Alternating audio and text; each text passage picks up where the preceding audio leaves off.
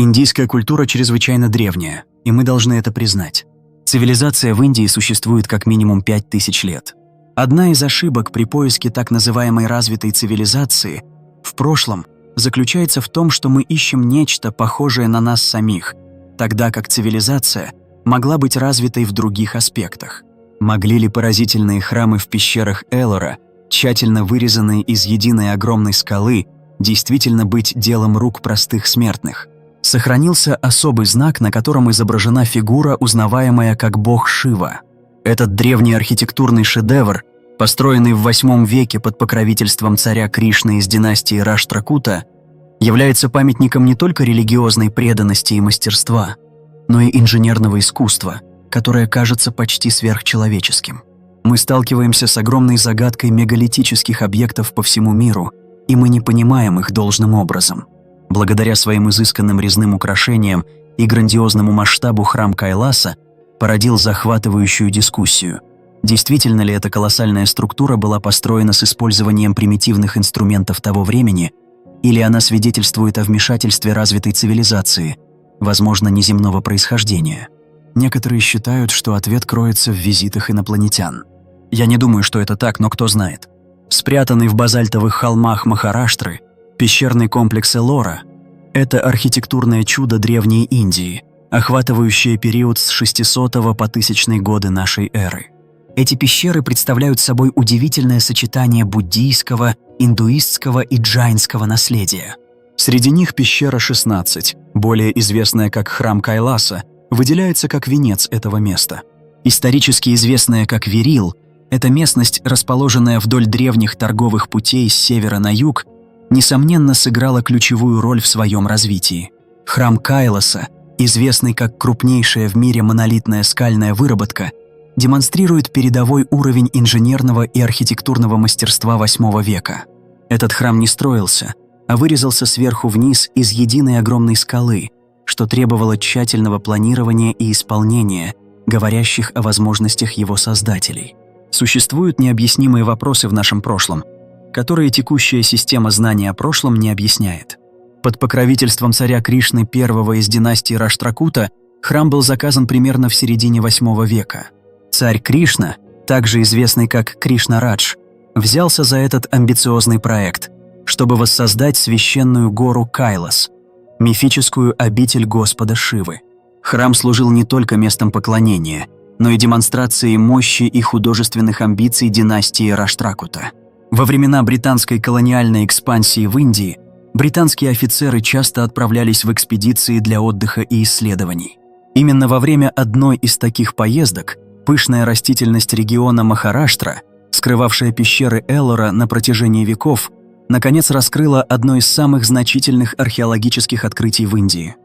Многое в археологии происходит не из-за целенаправленных поисков.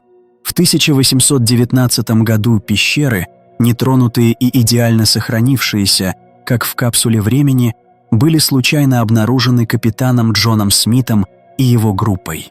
Открытие Смита было не просто обнаружением утраченного объекта. Оно стало откровением, раскрывшим слои богатой и древней цивилизации Индии, процветавшей задолго до появления европейских держав в регионе.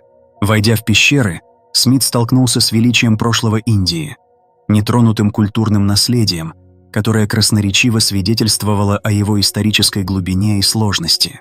Однако капитан Смит оставил после себя не только память об открытии. В поступке, который сегодня рассматривается как акт исторического вандализма, он вырезал свое имя и дату на колонне в пещере 10. В то время такие действия были обычны среди исследователей, которые часто оставляли свои метки как свидетельство своего присутствия. Эти граффити, хотя и осуждаемые сегодня, стали материальным свидетельством европейского открытия этого места и вызывают споры в дискуссиях о сохранении наследия против исторических маркеров колониального исследования. Детальные исследования и документация были начаты ранними исследователями и учеными, такими как Джеймс Берджес и позже Гулам Яздани. Их кропотливая работа по каталогизации скульптур, иконографии и архитектурных стилей была собрана в обширные отчеты и книги, которые остаются бесценными ресурсами для индологических исследований. Сегодня эта всесторонняя документация помогает гарантировать, что пещеры Эллора, включая великолепный храм Кайлоса, воспринимаются не только как памятники, но и как врата в славное прошлое Индии. Храм Кайлоса, также известный как пещера 16 в Эллоре, действительно является свидетельством древнего мастерства скальной архитектуры. Это потрясающее сооружение, не только воплощение величия, но и уникальной строительной методологии, сочетающей религиозную преданность с непревзойденным мастерством. В отличие от традиционных зданий, построенных снизу вверх, этот храм был вырезан прямо из единой огромной скалы. Процесс, требовавший не только огромных усилий, но и точного планирования. Удаление примерно 200 тысяч тонн породы с участка подчеркивает колоссальный человеческий труд, вероятно, включавший сотни, если не тысячи рабочих на протяжении нескольких поколений. Символический храм отражает гору Кайлас, мифическую обитель Господа Шивы, что указывает на намерение архитекторов создать небесную обитель на земле. Эта амбиция проявляется не только в масштабе храма, но и в его сложной многоэтажной конструкции, которая включает редкое вертикальное расширение в скальной архитектуре. Каждый этаж богато украшен резьбой и статуями, оживляющими истории из индуистской мифологии, особенно связанные с Господом Шивой, что усиливает как религиозную, так и эстетическую привлекательность храма. Сравнение храма Кайласа с древним городом Петра в Иордании подчеркивает его уникальные черты. Хотя Петра славится своим впечатляющим фасадом, вырезанным в скалах, храм Кайласа идет дальше. Это не просто фасад, а полная выработка с замысловатыми вертикальными резными украшениями, которые делают его интерьеры такими же впечатляющими, как и внешний вид. В отличие от относительно простых интерьеров Петры, храм Кайласа тщательно детализирован с целыми этажами, колоннами и потолками, украшенными орнаментами, отражающими индуистские религиозные темы. Инженерия храма Кайласа также решает значительные проблемы, такие как сохранение структурной целостности при удалении огромных объемов породы. Архитекторы и инженеры использовали глубокое понимание геологии и инженерии, чтобы обеспечить стабильность и долговечность оставшихся структур. Они даже внедрили гениальную дренажную систему для предотвращения скопления воды и эрозии во время сильных муссонных сезонов в регионе.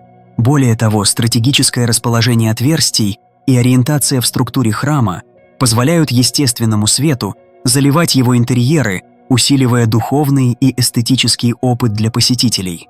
Планировка также способствует циркуляции воздуха и движению верующих, что крайне важно во время религиозных церемоний. Эти интригующие аспекты храма Кайласа в сочетании с загадками, окружающими его строительство, породили различные теории о его происхождении и использованных техниках. От предположений об инопланетном влиянии до спекуляций о передовых древних технологиях или сети секретных камер, храм продолжает быть предметом увлечения и научных споров. Я считаю, что датировка ряда мегалитических объектов требует пересмотра. Эти дискуссии не только прославляют архитектурный гений создателей храма, но и углубляют наше уважение к этому древнему чуду.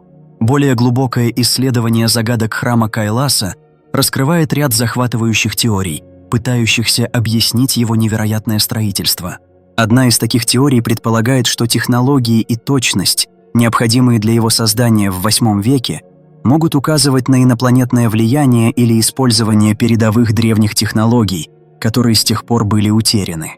Хотя эта идея будоражит воображение, большинство ученых и археологов считают, что строительство храма было вполне по силам человеческому гению того времени, указывая на аналогичные техники резки камня, использовавшиеся по всей Индии задолго до создания храма. Еще одна интригующая теория о храме Кайласа касается возможности существования сети, секретных туннелей и камер под комплексом.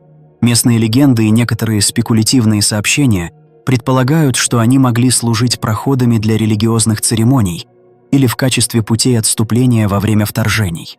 Однако тщательные археологические исследования пока не подтвердили эти утверждения, а естественная скалистая местность делает существование такой обширной сети маловероятной.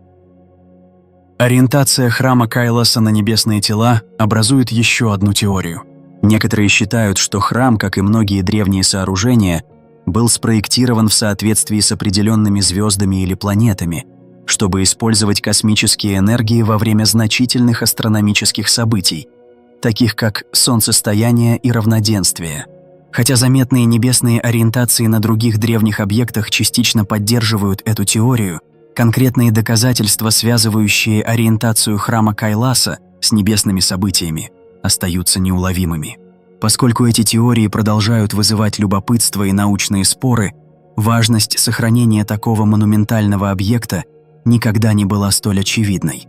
Признанные объектом всемирного наследия ЮНЕСКО, пещеры Эллора, включая храм Кайласа, являются центром продолжающихся усилий по сохранению.